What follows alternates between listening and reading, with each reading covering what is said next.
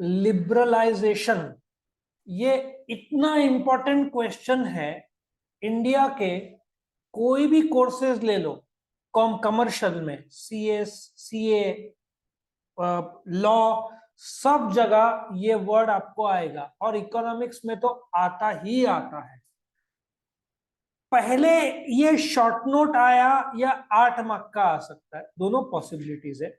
आप ये छोटा सा एक चार्ट जरूर ड्रॉ करोगे कि न्यू इकोनॉमिक पॉलिसी में 3 चीज था: लिबरलाइजेशन, प्राइवेटाइजेशन और ग्लोबलाइजेशन। अभी इसमें हम क्या क्या डिस्कस करेंगे, लिबरलाइजेशन का कंसेप्ट क्या होता है, गवर्नमेंट ने मेजर्स क्या क्या लिए लिबरलाइजेशन के, ये सब हम डिस्कस करेंगे। अभी लिबरलाइजेशन, सी इंग्लिश में लिबरल का मतलब क्या है, थोड़ा सा आजाद ख्याल का। मैं अपने आप को थोड़ा लिबरल टीचर मानता हूं, मतलब थोड़ा सबको आजादी होना चाहिए, ठीक है। तो अभी देश का आजादी की बात कैसे करें, let us take few examples. Maruti का एक लाइव एग्जांपल लेता हूं, ठीक है।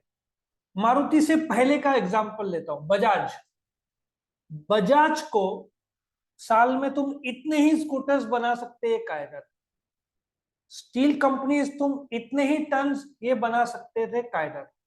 अब दिक्कत ये होता है कि मुझे फ्रीडम नहीं है फैसला लेने का, हर जगह गवर्नमेंट के कंपनीज है, आजादी नहीं है। मुझे गवर्नमेंट से लाइसेंस लेना पड़ता है, लाइसेंस को 1-2 साल लगता है। सो बोलते ना, ये इतने रुकावटें आते हैं तो देश अटक जाता है। इस अटकने की वजह से 1991 में अपने पास सिर्फ 2 से 3 हफ्ते का फॉरेन एक्सचेंज बचा था। लिबरलाइजेशन नहीं किया होता तो अपना देश अभी जो आज पाकिस्तान की हालत है, बर्बाद हो गया होता। So what is liberalisation? To give freedom. पहले मैं बात कर रहा हूं 30 to 40 years बैक। मैं सपोजिटली ये पेन बनाता हूं, पेन बेचूंगा तो एक इनवॉइस बनाऊंगा।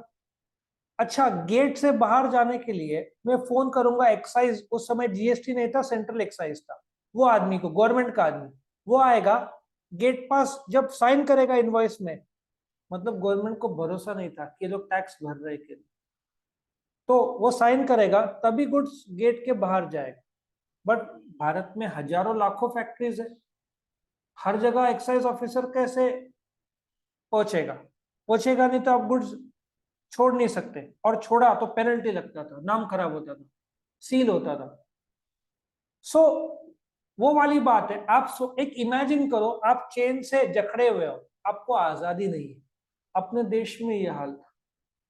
सो लिबरलाइजेशन में एक फ्रीडम की जरूरत है, इकोनॉमिक डिसीजन।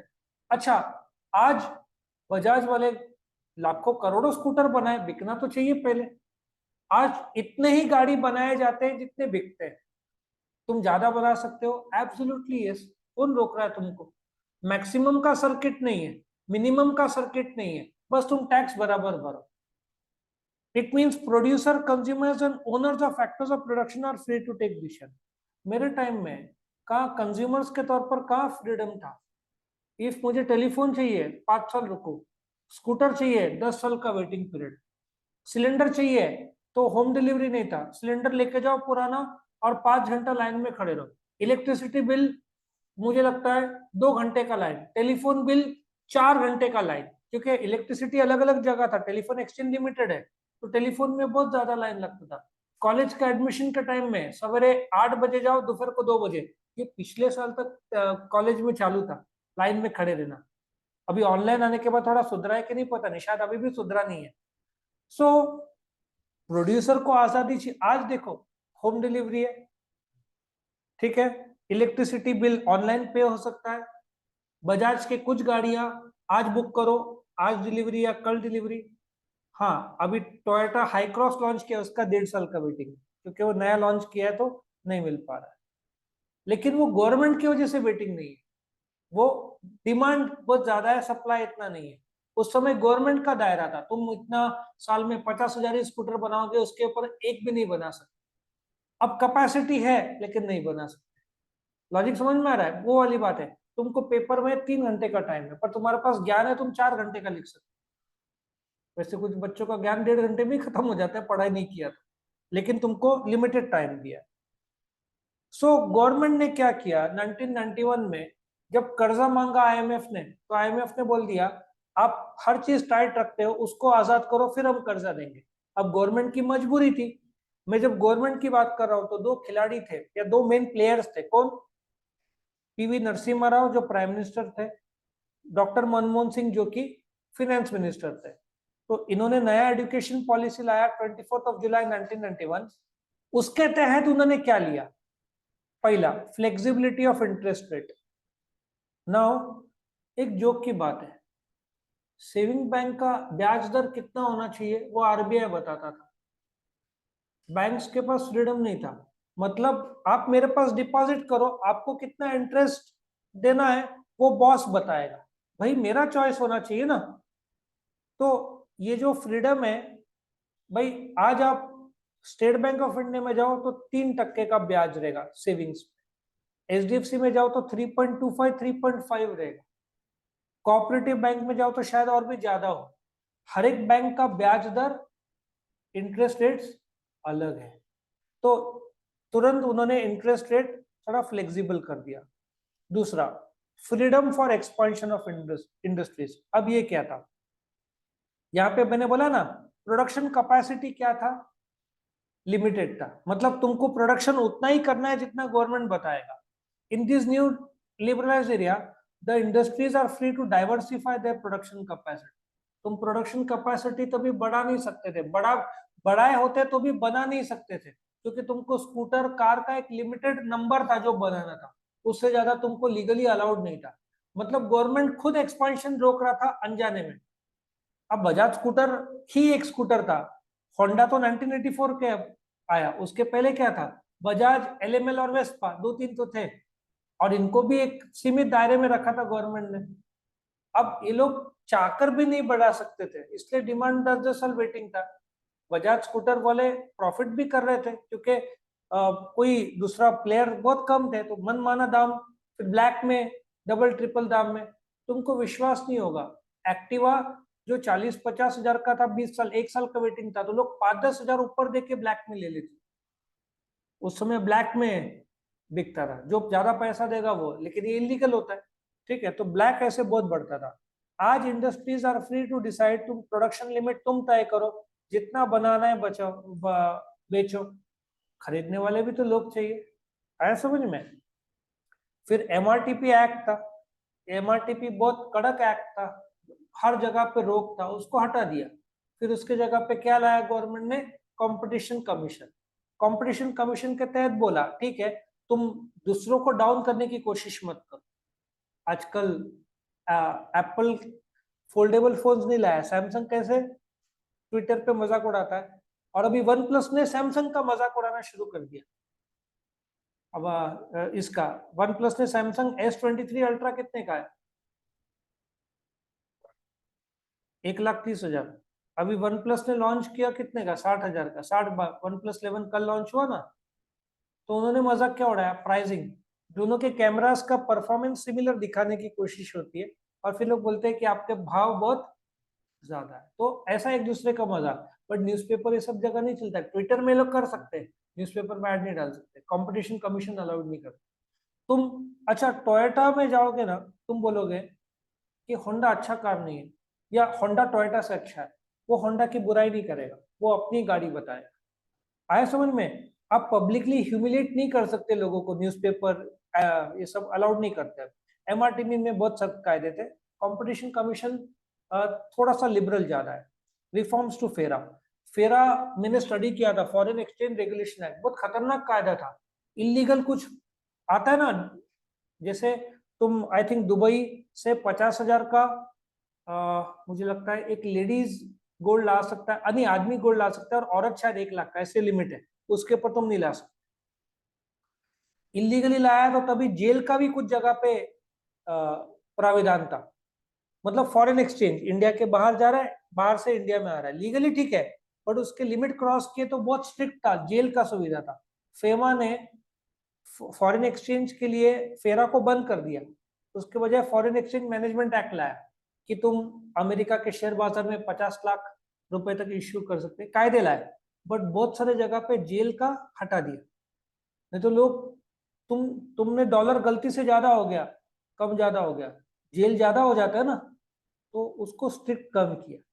कंपनीज एक्ट 2013 ने भी 1956 के जेल के स्ट्रिक्टनेस कम किया है। इन्वेस्टमेंट इन इंफ्रास्ट्रक्चर, अभी पर 1 तारीख का बजट कितना गवर्नमेंट ने इंफ्रास्ट्रक्चर पे खर्चा का बजट आवंटन किया है? 10 लाख करोड़। 45 लाख करोड़ का 20% किस में? इंफ्रास्ट्रक्चर पे। तो वो तो बढ़ना ही है। अभी कल ही मैंने पढ़ा, वंदे एक्सप्रेस नासिक, ये मुंबई नासिक और शिरडी शुरू हो गया। टिकट थोड़े ज्यादा है, 500,000, लेकिन तुम वैसे भी टैक्सी करके जाओगे तो उससे अच्छा वंदे एक्सप्रेस एयर कंडीशन जाने का, और टाइमिंग भी बहुत बढ़िया मुझे लगा, देख लेना, ये शुरू हो रहा है। मतलब नासिक टू शिरडी शायद ट्रेन नहीं था, जहां तक मेरा नॉलेज है, अभी शुरू कर दिया है। बोलने का तात्पर्य है कि 10 वंदे एक्सप्रेस आ चुके हैं। हर हफ्ते 3 वंदे एक्सप्रेस अगले साल के एंड तक बनना शुरू हो जाएंगे, हर हफ्ते 3। एक को लगता है 91 करोड़, और गवर्नमेंट ने अगले 2 साल में 75 वीक्स में 75 वंदे एक्सप्रेस लॉन्च करने की बात की है, और अगले 2 से 3 साल में 500 वंदे एक्सप्रेस का ऑर्डर दिया है। 4 कंपनीज वंदे एक्सप्रेस ट्रेन बना रही है। सोचो कितना गजब काम हो रहा है अपने देश में। Encouragement in foreign technology. अभी वर्ल्ड का सबसे बेस्ट मैन्युफैक्चरिंग सिस्टम किसके पास है? टोयोटा। उनका सिस्टम को कानबान सिस्टम बोलते हैं। जब टोयोटा इंडिया में आया तो वो टेक्नोलॉजी लेकर आया। पहले क्या होता था, तुम्हारे 100 डिफेक्ट में एक डिफेक्ट चलता था, फिर 0.5 में आया, आजकल 0 डिफेक्ट, एक भी डिफेक्ट अलाउड नहीं है। क्यों? क्योंकि एक डिफेक्ट अलाउड है और मुझे एक डिफेक्ट मिला तो जिंदगी भर मैं तो कोसूंगा कंपनी को। आजकल टेक्नोलॉजी इतना अच्छा हो गया है कि कॉस्ट भी कम होता है और तुम कॉम्पिटिटिव भी ज्यादा दे सकते हो। किया गाड़ी सुना है ना? इंडिया में बहुत सारे गाड़ी, लेकिन किया शायद फर्स्ट गाड़ी है जिसपे टायर प्रेशर पता चलता है। ठीक है ना? चारों टायर में कितना हवा है, बाकी कार्स में सब कहाँ था? पंक्चर है कि नहीं, जब गाड़ी वॉबल होने लगे तब समझता था। अभी किया में सपोजिटली 35-40 का है, एक में 20 दिख रहा है, मतलब चेक करा लो कितना गजब है। मर्सिडीज बेंज सी सब क्लास में अभी आ गए। अभी 2 साल में हर एक गाड़ी में टायर प्रेशर गॉज रहेगा। बट कितना साल लगा अपने को आने को? 75 साल लगा। ठीक है। और अभी टाटा नेक्सॉन ले लो, तो प्रॉब्लम ये है, हर जगह बैटरी आता है, जहां तक मैंने सुना है लोग एक्स्ट्रा टायर नहीं देते। ये लोग एक ऐसा लिक्विड देते हैं कि टायर पंक्चर हुआ, उसमें आप डालो, फिलअप करो तो अंदर से वो भर देगा उसको। और पंप्स आ गए आजकल, तो एक्स्ट्रा टायर का भी जमाना शायद कुछ साल में बंद हो जाएगा। स्टेपनी जिसको बोलते हैं, वो बंद हो जाएगा। वो मशीन, वो छोटा सा लिक्विड दे देंगे उसको पोर करने के लिए, और एक हवा भरने का वो दे देंगे, और ये जो लॉन्ग ड्राइव में जाते हैं उनके लिए तो बेस्ट हो जाएगा। और वैसे भी आपका ट्यूबलेस टायर तो फटाफट भरता है।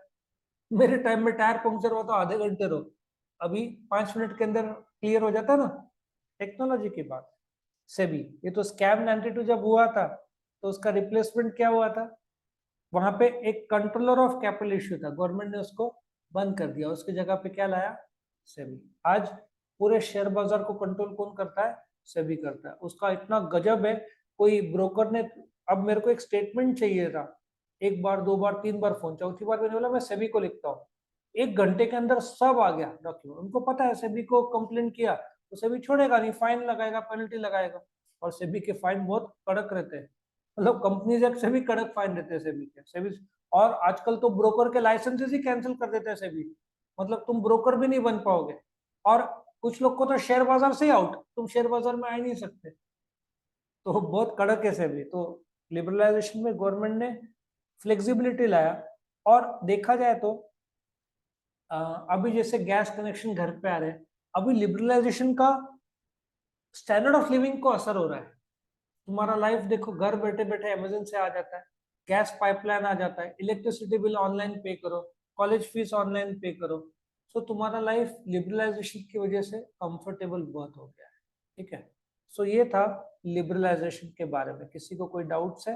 ये 4 या 8 मार्क का आ सकता है, तीनों एक साथ एलपीजी नहीं आएगा। ये जो है ना, क्योंकि बहुत बड़ा हो जाएगा। इंडिविजुअल लेवल पे शॉर्ट नोट, बट तीनों में से एक कोई भी पेपर में जरूर आएगा। तो यहाँ पे लिबरलाइजेशन का शॉर्ट नोट खत्म होता है।